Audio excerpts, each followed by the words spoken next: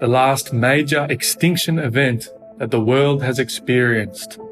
The Quaternary extinction of the Late Pleistocene era began roughly 130,000 years ago towards the ending of the Ice Age. You see, back then, there were huge beasts that roamed the earth. These giants are what we call megafauna. They were mostly large mammals, and it was they who were the main victims of this extinction. We had the short-faced bears that weighed around a ton that populated North America, the Eurasian cave lion that stalked its hunting grounds across much of Eurasia and beyond.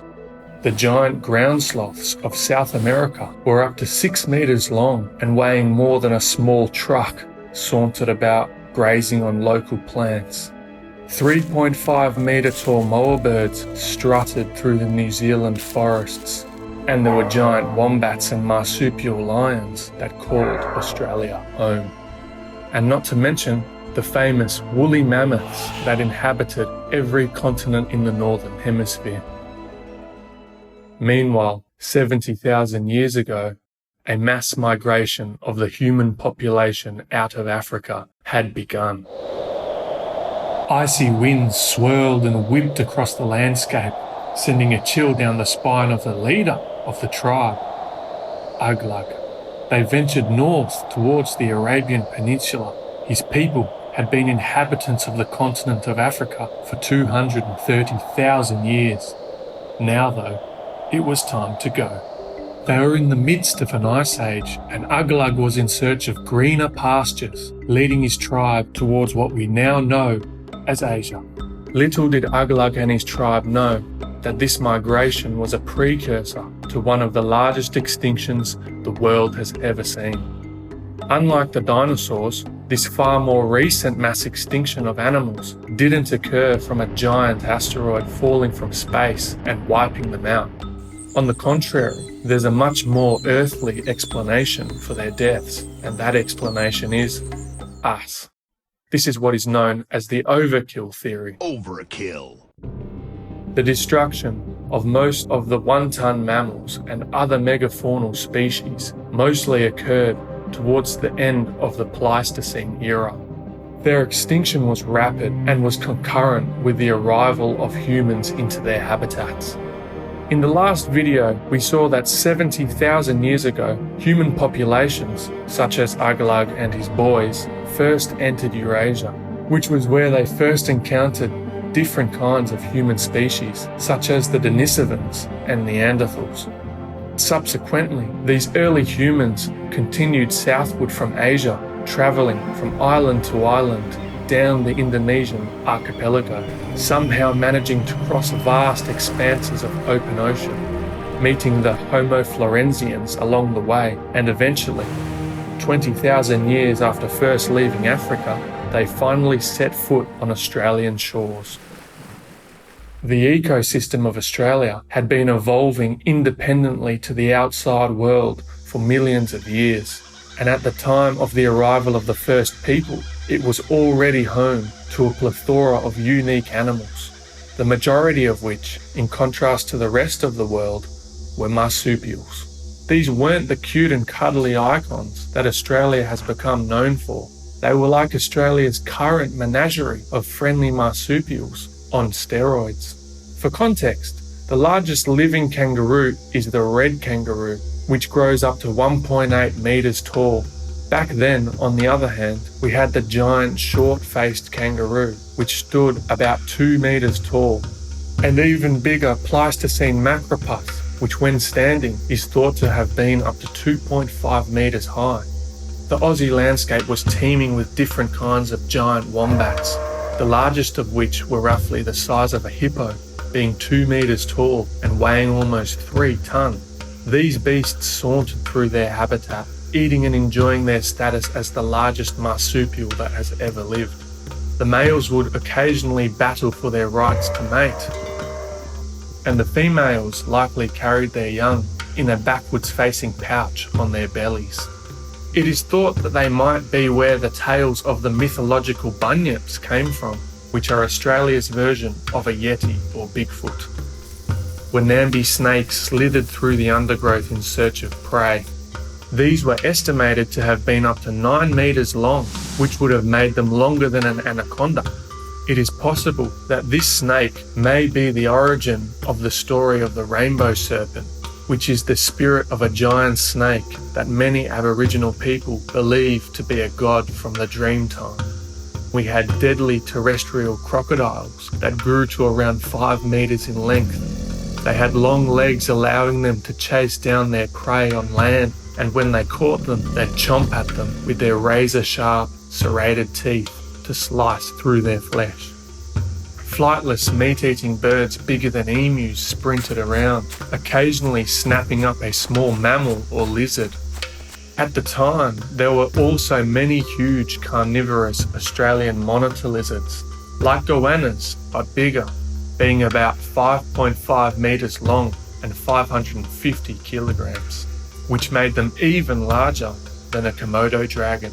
They slunk through their habitats, dragging their heavy abdomens along the forest floor as these formidable reptiles searched for another kill. There was even a megafaunal marsupial lion. Picture something like a Tasmanian devil, but far bigger, being comparable in size to a modern lion. It had retractable claws like a cat and semi-opposable thumbs that allowed it to climb trees and slash its prey. And it may have stood tall, using its tail for balance, like a kangaroo, while it used its strong forelimbs to claw and grab its dinner and finish it off with its powerful jaw and jagged canines. In short, Australia's reputation of having scary and dangerous wildlife is frankly put to shame by the old school that greeted the first people that set foot upon its shores. As soon as these people landed, they were immediately placed at the apex of the island's food chain, as they were greeted by this unusual collection of animals. The humongous wombats and kangaroos regarded the newcomers curiously through the bushland, but weren't overly afraid of the inconspicuous hairless little apes. They didn't appear particularly fast or strong. They didn't have sharp claws or teeth, so what was really to fear? As the human tribes traversed the land, they took advantage of these animals' lack of fear, finding it easy to get close enough to their prey and to launch a deadly spear. The Overkill Theory contends that many of these animals weren't able to react quick enough to the hunting and ultimately perished as a result.